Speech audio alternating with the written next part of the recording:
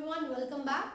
Friends, we have already started plant physiology. तो आज का जो हमारा चैप्टर होगा वो है चैप्टर नंबर 13 यानी कि फोटोसिंथेसिस इन हायर प्लांट्स. जो ऑलरेडी दो चैप्टर्स हैं उसकी मैंने जो डिटेल वीडियोस है वो अपलोड कर दिए हैं. साथ ही साथ उनके जो MCQs है वो प्रीवियस डेज में हम पूरे तरीके से ट्राई कर चुके हैं और उनके आंसर्स भी हमने किए हैं. तो आज हम चैप्टर नंबर 13 के MCQs ट्राई करेंगे और इन क्वेश्चंस को अटेम्प्ट करने के लिए आपको इसकी डिटेल वीडियोस देखनी है जो कि मैं ऑलरेडी अपलोड कर चुकी हूँ. और चैप्टर नंबर 13 की जो डिटेल वीडियोस हैं उनका लिंक भी मैं आपको डिस्क्रिप्शन में दूंगी. तो वो वीडियोस देखिए, टॉपिक्स को क्लियर कीजिए, कंसेप्ट को क्लियर कीजिए और आज के जो भी MCQs है, जो इंपॉर्टेंट क्वेश्चंस हैं उनका आंसर कीजिए. ठीक है, तो स्टार्ट करते हैं और देखते हैं चैप्टर नंबर 13 में से किस किस तरीके के क्वेश्चंस हमसे नीट में पूछे जाएंगे. तो जो क्वेश्चंस हम डिस्कस कर रहे हैं हम अलग अलग किसी भी बुक में से ले सकते हैं. मैं ज्यादातर जो क्वेश्चंस लेती हूँ वो मैं MTG से लेती हूँ, आर्यन से लेती हूँ या फिर जो प्रीवियस 30 इयर्स की बुक्स है, फिंगर टिप्स है, उनमें से लेती हूँ. ठीक है, तो जो क्वेश्चंस हमसे इस चैप्टर में से पूछे जा रहे हैं उसमें से फर्स्ट क्वेश्चन क्या है. In photosynthesis the light independent, question में है लाइट इंडिपेंडेंट. बच्चे जो सबसे मेजर मिस्टेक्स करते हैं वो नॉट या कैन या फिर कैन नॉट ऐसे वर्ड्स को ध्यान नहीं देते. तो क्वेश्चन में पूछा है कि वो ऐसी चीज करता है या फिर वो ये चीज नहीं करता है. आपको ये क्वेश्चन अच्छे तरीके से पढ़ना है. सो आप कोशिश ये करिए कि कम से कम 2 बार आप क्वेश्चन को रीड करें ताकि वो क्वेश्चन पढ़ते पढ़ते ही आपके दिमाग में बैठ जाए और उसका करेक्ट आंसर आप बता सकें.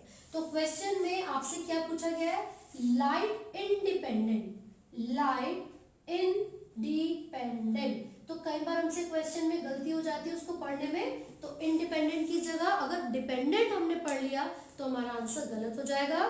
So the question is, in photosynthesis the light independent reaction takes place in photosystem 2, stromal matrix, thylakoid lumen, photosystem 1. तो देखिए जो फोटोसिस्टम 2 और फोटोसिस्टम 1 है इन दोनों ही सिस्टम्स के अंदर जो रिएक्शंस होते हैं वो लाइट के प्रेजेंस में होंगे. तो इसका मतलब है ना तो PS1 इसका आंसर होगा और ना ही PS2. अब 2 ऑप्शंस बचे हैं हमारे पास, स्ट्रोमल मैट्रिक्स और थाइलेकोइड ल्यूमन. थाइलेकोइड ल्यूमन, तो देखिए जो थाइलेकोइड ल्यूमन होते हैं यहाँ पर H+ आयंस का कंसंट्रेशन बहुत ज्यादा होंगे. ठीक है, और इन्हीं की मेम्ब्रेन में PS2 और PS1 प्रेजेंट होते हैं. तो क्या थाइलेकोइड इंडिपेंडेंट हो सकता है? लाइट इंडिपेंडेंट नहीं होगा. राइट, तो जो हमारा करेक्ट आंसर होगा this would be stromal matrix, यानी कि स्ट्रोमा की खाली जगह मैट्रिक्स में होने वाले जो रिएक्शंस होंगे वो लाइट के ऊपर डिपेंड नहीं करेंगे. So these are called light independent reactions. ठीक है, तो उसको डार्क रिएक्शन भी हम बोल सकते हैं. राइट, सो नेक्स्ट क्वेश्चन है, क्रोमैटोफोर्स टेक पार्ट इन. अब ये क्रोमैटोफोर्स क्या है? These are specialized structures that contains chromato का मतलब कलर पिगमेंट्स को कैरी करते हैं. ठीक है, तो फिर इसका मतलब है फोटोसिंथेसिस में हेल्प करेंगे. That colour pigment could be chlorophyll. ठीक है, तो आंसर क्या होगा, फोटोसिंथेसिस. अगला क्वेश्चन है, a process that makes important difference between C3 and C4 plants is.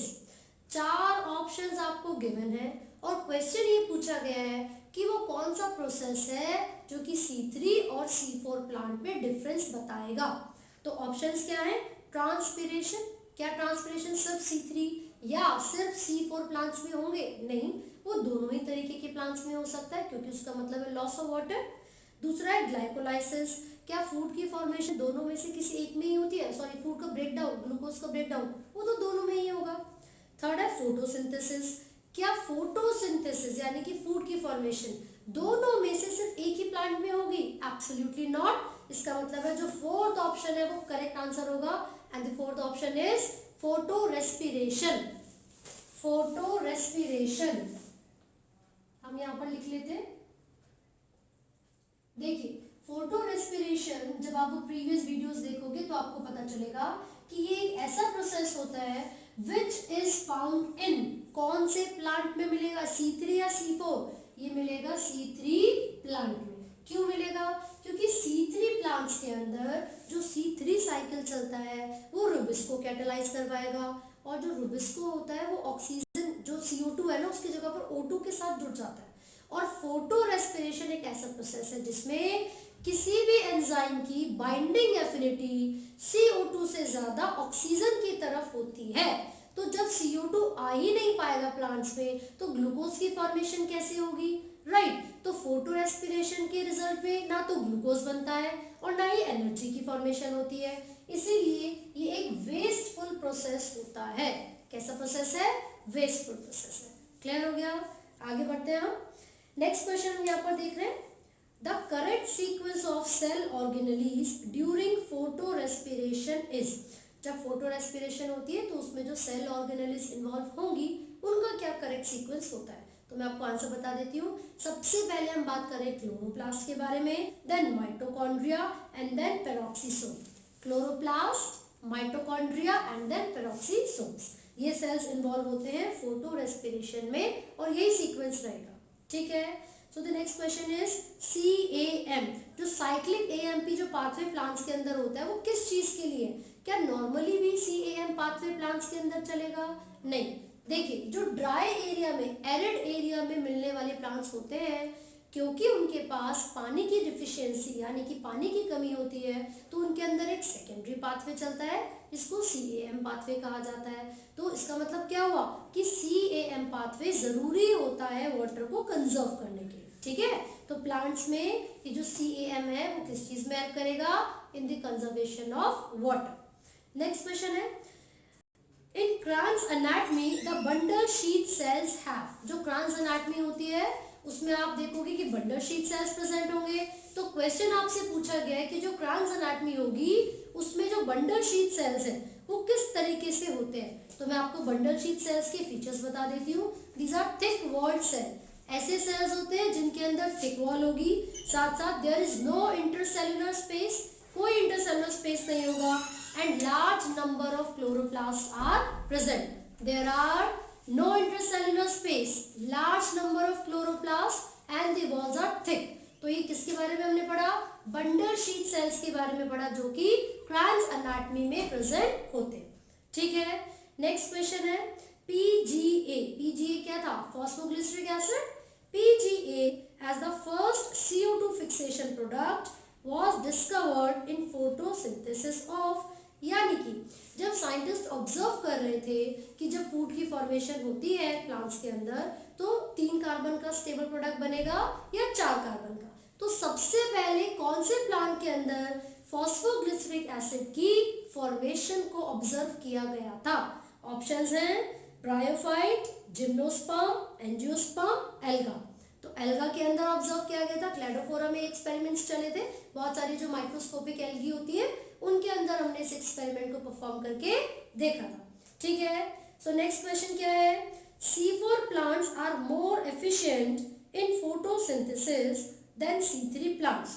अभी जब डिफरेंस हमने देखा था तो मैंने आपको बताया कि C4 और C3 में जो प्रोसेस का डिफरेंस होगा वो ये है कि C3 प्लांट में फोटो रेस्पिरेशन होती है और ये वेस्टफुल प्रोसेस है, जबकि C4 प्लांट में नहीं होती। और अभी जो क्वेश्चन पूछा है वो ये है कि C4 प्लांट बहुत ही एफिशिएंट होते हैं, ज्यादा जल्दी क्या करते हैं, CO2 की फिक्सेशन कर लेते हैं। तो ऐसा क्यों होता है, क्योंकि C4 प्लांट में या तो फोटो रेस्पिरेशन होगी ही नहीं, अदरवाइज बहुत ही जीरो रेट, नेग्लिजिबल रेट पर होती है। क्लियर हो गया। तो डिफरेंस क्या है कि C4 प्लांट्स में फोटो रेस्पिरेशन का रेट बहुत ही कम होता है, इसीलिए वो ज्यादा एफिशिएंट होंगे। नेक्स्ट क्वेश्चन जो हमसे पूछा गया वो ये है, Kranz anatomy is one of the characteristic features of the leaves of। देखिए Kranz anatomy क्या है मैं समझा देती हूँ। जो C4 प्लांट्स की हम बात कर रहे हैं या C4 साइकिल की बात कर रहे हैं भाई, उसमें 2 सेल्स इन्वॉल्व होते हैं। कौन कौन से सेल्स हैं, these are mesophyll cells and bundle sheath cells। Mesophyll हो गया और बंडल शीट हो गया, ठीक है। तो ये जो अपीयरेंस लीव्स के अंदर आती है मेसोफिल और बंडल शीट की प्रेजेंस की वजह से, इसको Kranz anatomy कहा जाता है। और ये Kranz anatomy खासियत होती है C4 प्लांट्स में मिलने वाली लीव्स की। क्लियर हो गया। तो जो C4 प्लांट का एग्जाम्पल आपको दिया होगा उसी के अंदर ही ट्रांस एनाटॉमी मिलेगी। तो ऑप्शंस देख लेते हैं, पोटैटो, व्हीट, शुगर केन या mustard. So sugarcane is the correct answer क्योंकि वो C4 प्लांट है। क्लियर है? नेक्स्ट क्वेश्चन हमारे पास है, cyclic phosphorylation results in the formation of. देखिए, phosphorylation is a process of formation of energy. उसमें एटीपी भी बनेगा, NADPH भी बनेगा। तो ये दो तरीके का प्रोसेस हो सकता है, एक है साइक्लिक, एक है नॉन साइक्लिक। नॉन साइक्लिक के अंदर PS2 और PS1 दोनों इन्वॉल्व होंगे, है ना, और यहाँ पर ATP और NADPH दोनों की फॉर्मेशन होती है। लेकिन जब हम सिर्फ और सिर्फ साइक्लिक पाथवे के बारे में बात करते हैं तो वहां पर फोटोसिस्टम 1 ही प्रेजेंट होगा, स्ट्रोमा लैमेला में ये प्रोसेस होता है। यहाँ पर क्या होगा, सनलाइट ने क्या किया, 700 नैनोमीटर की वेवलेंथ पर सनलाइट, यहाँ पर सनलाइट को क्लोरोफिल ने एब्जॉर्ब किया। जब यहाँ पर सनलाइट क्लोरोफिल की मदद से एब्जॉर्ब हो जाती है तो जो इलेक्ट्रॉन्स पहले से प्रेजेंट थे वो एक्साइटेड हो जाते हैं and these electrons are then transported to the electron acceptor of photosystem 1। तो जब यहाँ पर इलेक्ट्रॉन्स बहुत ज्यादा एक्साइटेड होंगे वो PS1 के पास जाएंगे और फिर इलेक्ट्रॉन ट्रांसपोर्ट सिस्टम से होते हुए ट्रैवल करेंगे and along with this process ATP की फॉर्मेशन हो जाएगी। तो इसका मतलब ये हुआ कि जो साइक्लिक फॉस्फोराइलेशन है उसके अंदर सिर्फ और सिर्फ ATP की फॉर्मेशन होती है। तो क्वेश्चन में ये पूछा गया था, cyclic phosphorylation results in the formation of ATP and NADPH, ATP, NADPH and O2, फिर है ATP, फिर NADPH। तो यहाँ पर मैंने बोला सिर्फ और सिर्फ ATP की फॉर्मेशन होगी, सो the answer would B ATP। ना तो वाटर का मॉलिक्यूल ब्रेक होता है, तो जब वाटर का मॉलिक्यूल ब्रेक नहीं होगा तो H2 और O2 भी रिलीज नहीं होंगे, क्लियर है, और ना ही NADPH यहाँ पर बनेगा। नेक्स्ट क्वेश्चन की तरफ चलते हैं। Stroma in the chloroplast of higher plant contains light dependent reaction enzymes, ribosomes, chlorophyll या लाइट इंडिपेंडेंट रिएक्शन एंजाइम्स। ये बिल्कुल पहले क्वेश्चन जैसा है जब मैंने पूछा था लाइट इंडिपेंडेंट रिएक्शन कहाँ होगा, तो स्ट्रोमा में होगा। तो इसका मतलब है स्ट्रोमा के अंदर कौन से एंजाइम्स हैं, ऐसे एंजाइम्स होंगे जो लाइट इंडिपेंडेंट रिएक्शंस को कैटेलाइज करवाएंगे। क्लियर है? आगे बढ़ते हैं। Electrons from excited chlorophyll molecule of photosystem 2 are accepted first by, मतलब वो कौन सा इलेक्ट्रॉन कैरियर है जो कि फोटोसिस्टम 2 से निकलने वाले इलेक्ट्रॉन्स को एक्सेप्ट करेगा। सो सबसे पहले जो एक्सेप्ट करता है वो कौन सा होता है, क्विनोन, वो होता है क्विनोन, सबसे पहले एक्सेप्ट करने वाला। क्या लिखेंगे हम, क्विनोन। इसके बाद साइटोक्रोम बी में जाता है और F में जाएगा। क्लियर है? नेक्स्ट क्वेश्चन हमें दिया हुआ है, in the leaves of C4 plants malic acid synthesis during CO2 fixation occurs in. देखिए, जब भी C4 प्लांट्स की बात होती है तो मीसोफिल और बंडल शीट दोनों सेल्स प्रेजेंट होंगे। तो जो मैलिक एसिड की फॉर्मेशन होगी वो मीसोफिल सेल में होगी। कैसे? यहाँ पर HCO3 नेगेटिव प्रेजेंट था और PEP फॉस्फोइनोल पायरुवेट जो कि 3 कार्बन का एक मॉलिक्यूल है, ये प्रेजेंट था। ठीक है, तो जब एटमॉस्फेरिक CO2 1 कार्बन का मॉलिक्यूल इस 3 कार्बन के मॉलिक्यूल के साथ जुड़ेगा तो 4 कार्बन का एक यहाँ पर एसिड बनेगा। या तो वो ऑक्सैलोएसिटिक एसिड हो सकता है या फिर वो मैलिक एसिड भी हो सकता है। क्लियर है? एस्पार्टिक एसिड भी हो सकता है। तो यहाँ पर ये तीनों एग्जांपल्स आपको याद रखने हैं। तो क्वेश्चन में क्या पूछा था कि जो मैलिक एसिड की फॉर्मेशन हो रही है वो मीसोफिल में होगी या फिर बंडल शीट में। So the answer would be mesophyll cells. आगे बढ़ते हैं। इन द लीव्स ऑफ, ये अभी हमने पढ़ा था, सेम क्वेश्चन है। First acceptor of electron photosystem 2 से इलेक्ट्रॉन्स को एक्सेप्ट करने के लिए सबसे पहले किसके पास जाएगा, क्विनोन के पास जाएगा। So the answer would be quinone. Again same question से पूछा गया। आगे बढ़ रहे हैं हम। In photosystem 1 the electron first electron acceptor is iron sulphur protein. देखिए डिफरेंस हम यहाँ पर देख रहे हैं। जब फोटोसिस्टम 2 की बात हो रही थी यहाँ पर क्विनोन सबसे पहला इलेक्ट्रॉन एक्सेप्टर था। फोटोसिस्टम 2 के लिए quinone is the first electron acceptor. लेकिन क्वेश्चन में फोटो सिस्टम 1 के लिए पूछा है, तो आयरन सल्फर प्रोटीन सबसे पहला इलेक्ट्रॉन एक्सेप्टर होगा फोटो सिस्टम 1 के लिए, फोटो सिस्टम 1 के लिए, राइट। आगे चलते हैं फटाफट से। क्वेश्चन ये पूछा गया है, during photo respiration the oxygen consuming reactions occur in. जब भी फोटो रेस्पिरेशन होती है तो ऑक्सीजन को कंज्यूम करने वाले रिएक्शन कहाँ होंगे? Stroma of chloroplast and mitochondria, stroma of chloroplast and peroxisome, grana of chloroplast and peroxisome. So third one is the correct answer, stroma of chloroplast and किसमें? Peroxisome. इन दोनों के अंदर जो प्रोसेस है वो चलेगा, stroma of chloroplast and peroxisome, right. एक और क्वेश्चन हम देख रहे हैं यहाँ पर, which one of the following is wrong in relation to photorespiration? कौन सा गलत है? तो लिखा हुआ है इट अकर्स इन क्लोरोप्लास्ट, दूसरा it occurs in day time only, तीसरा it is a characteristic of C4 plants, चौथा it is a characteristic of C3 plants. तो क्या फोटो रेस्पिरेशन C4 प्लांट्स की कैरेक्टरिस्टिक है? नहीं, ये बिल्कुल ठीक है कि वो डे टाइम में होगा, स्ट्रोमा में होगा और C3 प्लांट की खासियत है, लेकिन C4 की खासियत नहीं है, करेक्ट। ओके, नेक्स्ट क्वेश्चन है, स्टोमेटा ऑफ CAM प्लांट्स। मैंने बताया था साइक्लिक AMP प्लांट्स जो होते हैं उनमें जो स्टोमेटा है उसका क्या होता है? फर्स्ट, ऑलवेज ओपन, हमेशा खुले रहते हैं, दूसरा open during day and close at night, दिन में खुलेंगे रात में बंद होंगे, तीसरा open during night and close during day. यही बिल्कुल करेक्ट आंसर है, रात के समय खुले होते हैं स्टोमेटा कैम प्लांट्स के और दिन के समय में बंद होते हैं, ठीक है। रात के समय खुले होंगे और दिन के समय बंद, ये कैम प्लांट्स के अंदर होता है, आपको याद रखना है। ऐसा इसलिए होता है ताकि वाटर के लॉस को कंजर्व किया जा सके, कम किया जा सके, ठीक है। नेक्स्ट क्वेश्चन है, which element is located in the centre of porphyrin ring in chlorophyll? मैंने जब चैप्टर नंबर 12 डिस्कस किया था उसके इंपॉर्टेंट क्वेश्चन में भी, प्रीवियस वीडियो में भी डिस्कस किया था कि क्लोरोफिल पिगमेंट का एक कंपोनेंट होता है, एक एलिमेंट, वो कौन सा एलिमेंट है? मैग्नीशियम। तो आपको याद रखना है क्लोरोफिल की पोरफायरिन रिंग में मैग्नीशियम प्रेजेंट होता है, ठीक है।